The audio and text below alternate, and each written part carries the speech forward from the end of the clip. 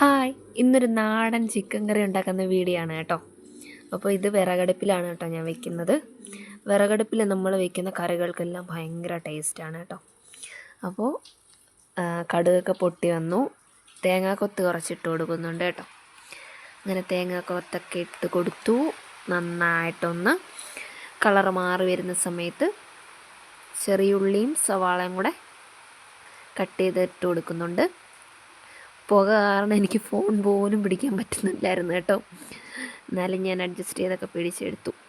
പിന്നെ കുറച്ച് ഉപ്പും കൂടെ ഇട്ട് കൊടുക്കുന്നുണ്ട് കേട്ടോ. ഉപ്പ് ഇടുമ്പോഴത്തേക്ക് സവാളയും ഉള്ളിയൊക്കെ നന്നായിട്ടൊന്ന് വാടി വരും, അതുകൊണ്ടാണ് ഉപ്പിട്ട് കൊടുക്കുന്നത്. പിന്നെ കറിവേപ്പില ഇട്ട് കൊടുത്തു.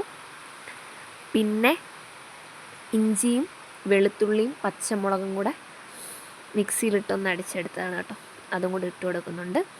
നന്നായിട്ടൊന്ന് ഇളക്കി നല്ലപോലെ ഒന്ന് നിറം മാറി വരുന്ന സമയത്ത് മസാലകൾ ഇട്ട് കൊടുക്കുന്നുണ്ട് കേട്ടോ. മസാലയൊക്കെ കുറച്ചേ ഞാനിപ്പോൾ ചേർത്ത് കൊടുക്കുന്നുള്ളൂ.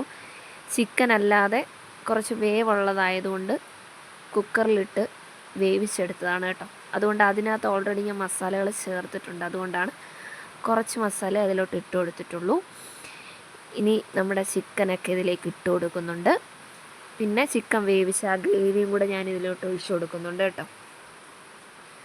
അങ്ങനെ കുറച്ച് നേരം ഒന്ന് മൂടി വെച്ച് വേവിച്ചെടുക്കണം. നല്ല വേവുള്ളതാണ് കേട്ടോ ഇത്. നമ്മളുടെ മറ്റേ ചിക്കൻ പോലല്ല, നാടൻ ചിക്കന് കുറച്ചും കൂടെ സമയമെടുത്ത് വെന്ത് വരത്തുള്ളൂ. കുറച്ച് കട്ടിയാണിത്. കുറച്ച് വെള്ളം കൂടെ ഒഴിച്ചു കൊടുക്കുന്നുണ്ട്. അടച്ച് വെച്ച് വേവിച്ചെടുക്കാം. അങ്ങനെ നമ്മുടെ നാടൻ ചിക്കൻ കറി ഇവിടെ റെഡി ആയിട്ടുണ്ട്. ഞാൻ കറി പോലല്ല, കുറച്ച് വരട്ടിയെടുത്തതാണ് കേട്ടോ. ഇനി നമുക്ക് ചോറ് കഴിക്കാം. ചോറിട്ടു. ചീനി വേവിച്ചത് വെച്ച് കൊടുക്കുന്നുണ്ട്. ചീനി അമ്മ ഉണ്ടാക്കിയതാണ് കേട്ടോ. പിന്നെ നമ്മുടെ സ്പെഷ്യൽ ഐറ്റം ചിക്കൻ കറിയും കൂടെ വെച്ച് കൊടുക്കുന്നുണ്ട് കേട്ടോ. നല്ല മണമായിരുന്നേ. അതുപോലെ തന്നെ കഴിക്കാനും ഭയങ്കര ടേസ്റ്റായിരുന്നു.